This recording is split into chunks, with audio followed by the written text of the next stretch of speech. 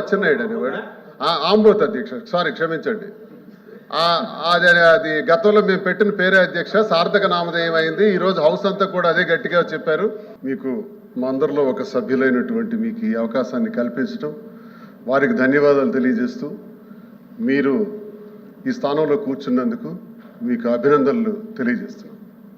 ఒక సభ్యుడిగా మీరు చూపించినటువంటి చొరవ బ్రహ్మాండంగా, మీరు ఇంతవరకు సభ్యుడిగా మీ తాలూకా బాధ్యతల్ని నిర్వర్తించారు. మరి ఈరోజు వైస్ చైర్మన్గా కూడా మరిన్ని బాధ్యతలు మీ భుజస్కంధాల పైన పడ్డాయి. అధ్యక్ష, ఈ సభ నిర్వహించడానికి ఎన్ని వ్యయ ప్రయాసాలు, ఎంత వ్యయం అవుతుంది, అలాగే సభ్యులందరూ ఇక్కడికి రావటానికి ఎన్ని వ్యయ ప్రయాసాలకు వచ్చి ఇక్కడికి వచ్చాం. ఎందుకు వచ్చాం అధ్యక్ష?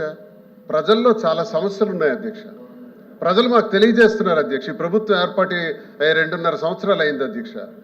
వ్యవసాయం సర్వనాశనం చేశారు అధ్యక్ష. ఆ పెద్ద మనిషి వచ్చాడు, ఇప్పుడు ఎందుకు రాడు అధ్యక్ష? దమ్ముంటే రమ్మనండి అధ్యక్ష, మీరు పిలవండి అధ్యక్ష. ఆ సభ ఎవరైతే అగ్రికల్చర్ మినిస్టర్గా ఉన్నాడో అచ్చెన్నాయుడు అనేవాడు, ఆంబోత్ అధ్యక్ష, సారీ క్షమించండి. అది గతంలో మేము పెట్టిన పేరే అధ్యక్ష, సార్థక నామధేయం అయింది. ఈరోజు హౌస్ అంతా కూడా అదే గట్టిగా చెప్పారు. ఆ వ్యక్తి నియోజకవర్గంలో ఒక పేద మహిళ క్యూలో నిలబడ్డారన్న యూరియా దొరక్క ఆ పేద మహిళ ఆ తొక్కిసలాట్లో పడి మరణించారు అధ్యక్ష. ఇది సాక్షాత్ వ్యవసాయ శాఖ మంత్రి నియోజకవర్గం, టెక్కలి నియోజకవర్గం, నందిగాం మండలం, పెదలవునిపల్లి అనే గ్రామంలో జరిగింది అధ్యక్ష. ఇంతకన్నా ఘోరం ఏంటి కావాలి అధ్యక్ష?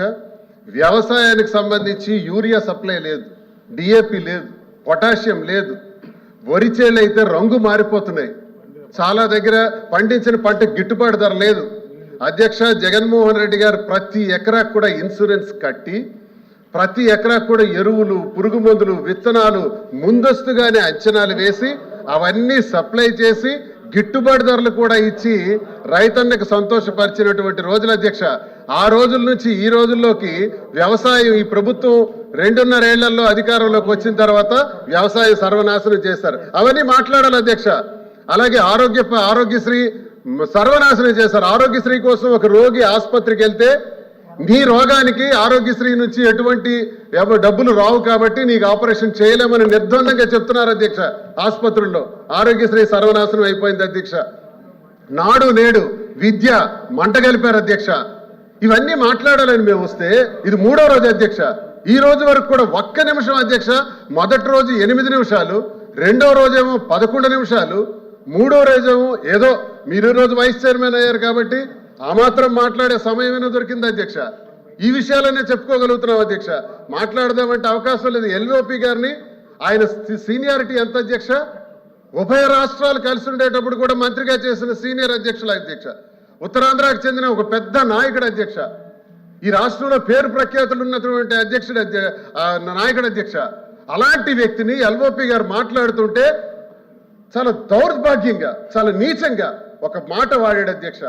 దాన్ని మేము తీవ్రంగా ఖండిస్తున్నాం అధ్యక్ష. ఆ వ్యక్తికి మేము ఎన్నైనా పేర్లు పెట్టి పిలుస్తాం అధ్యక్ష, పెద్ద సమస్య ఏం కాదు. ఆ వ్యక్తికి మేము కోరుతున్నాం అధ్యక్ష, క్షమాపణ చెప్పాలి అధ్యక్ష. ఈరోజు సిగ్గు లేకుండా కనీసం మీరు వైస్ చైర్మన్గా ఈరోజు పదవి బాధ్యతలు చేపట్టిన తర్వాత ఒక్కడు కూడా లేడు అధ్యక్ష. అధ్యక్ష, వాళ్ళ అధికార పక్షమా ప్రతిపక్షమా అధ్యక్ష? అధికార పక్షంలో ఉండి వాకౌట్ చేయటం, ఇప్పుడు ఒక సభ్యులు చెప్పారు అరుణ్ కుమార్, వాకౌట్ చేయడం చరిత్రలో ఎక్కడైనా ఉంది అధ్యక్ష?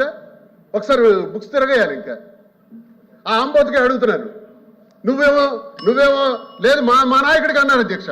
మా నాయకుడికి అనేటప్పుడు మా రక్తంలో అసలు నరాలు మేము చాలా తెగిపోయినంత పని అయింది, చాలా బాధపడ్డాం. మా నాయకుడిని అనే అర్హత అతనికి ఎవరు ఇచ్చారు? మేము ఈరోజు ఓపెన్గా అదే సార్థక నామధేయం చేయిస్తున్నాం. ఆ నాయకుడు ఎందుకు ఇప్పుడు రాడు? ఇప్పుడు వాళ్ళందరూ ఎందుకు రావట్లేదు? మీకు గౌరవంగా తీసుకెళ్ళి అక్కడ కూర్చోబెట్టవలసినటువంటి బాధ్యత ఉంది, అది చేయలేదు అధ్యక్ష. కాబట్టి మైక్ తీసారా? మైక్ ఉంది.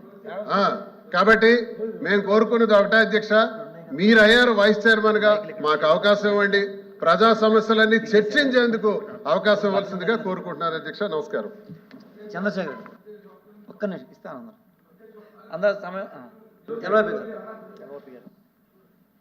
అధ్యక్ష, మా సభ్యులు మాట్లాడుతూ ఇది ఆవేశాల్లో ఏమైనా మాట్లాడితే దయచేసి ఒక సభా సంప్రదాయం కావాలి లేని ఉంటే దయచేసి అది వారి తరపున మేము రిక్వెస్ట్ చేస్తున్నాం అధ్యక్ష. మా అందరిది ఒకటే మాట, అవి రికార్డులో ఉంటే మాత్రం తొలగించండి.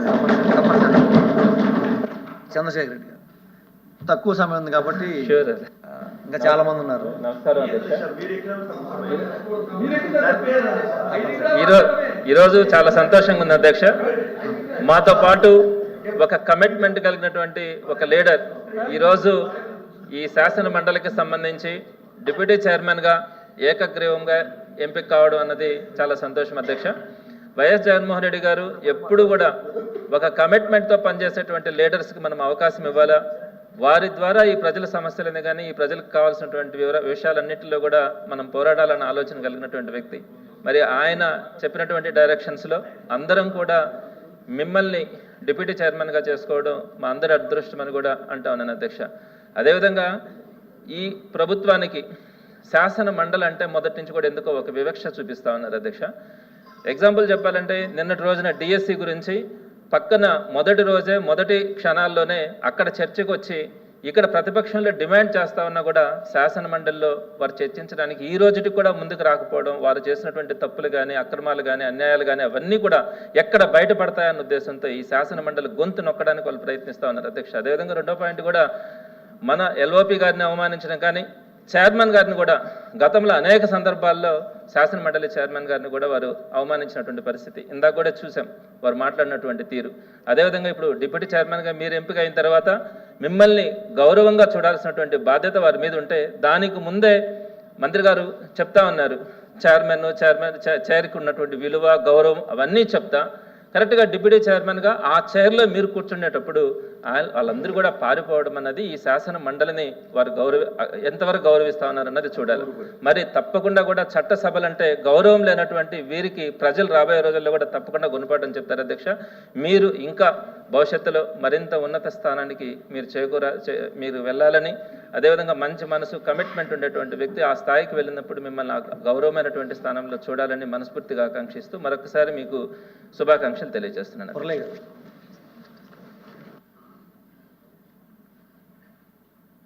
అధ్యక్ష, సభకు నమస్కారం. ముందుగా పెద్దల సభకు ఏకగ్రీవంగా ఉపసభాపతిగా నియమించలైన మీకు శుభాకాంక్షలు తెలియజేసుకుంటూ, చాలా మంచి వాతావరణంలో అధ్యక్ష, ఏ సాంప్రదాయం మీద అర్థం కావడం లేదు అధ్యక్ష. ఏకగ్రీవంగా మీరు ఎంపికైతే హుందాతనంతో ఉండవలసినటువంటి పాలక పక్షం ఈ రకమైన వాతావరణం సాంప్రదాయాన్ని సృష్టించడం అనేది చాలా బాధాకరంగా ఉంది అధ్యక్ష. ఎందుకు ఓర్వలేకపోతున్నారా? ఏంటి ఆలోచన ఏంటి? ఇనానిమస్గా ఒక యువకులు ఉపసభాపతిగా ఎంపికైతే సంతోషంతో మరి పాలు పంచుకోవాల్సింది పోయి ఈ రకమైన వాతావరణం తీసుకొస్తున్నారంటే మీరు అర్థం చేసుకోండి అధ్యక్ష. భవిష్యత్తులో కానీ గతంలో కూడా ఏ రకమైనటువంటి ఏకపక్షంగా అధికార పక్షం మా దర్పం ఏంటో అనేటట్టుగా వాతావరణంతో సభను నడిపారే తప్ప వేరే రకమైన ఆలోచన లేకుండా మరి వాళ్ళు వాతావరణం సృష్టిస్తున్నారు అధ్యక్ష.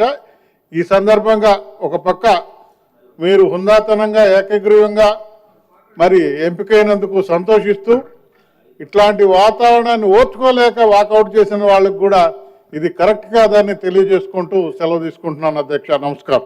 రవీంద్ర గారు.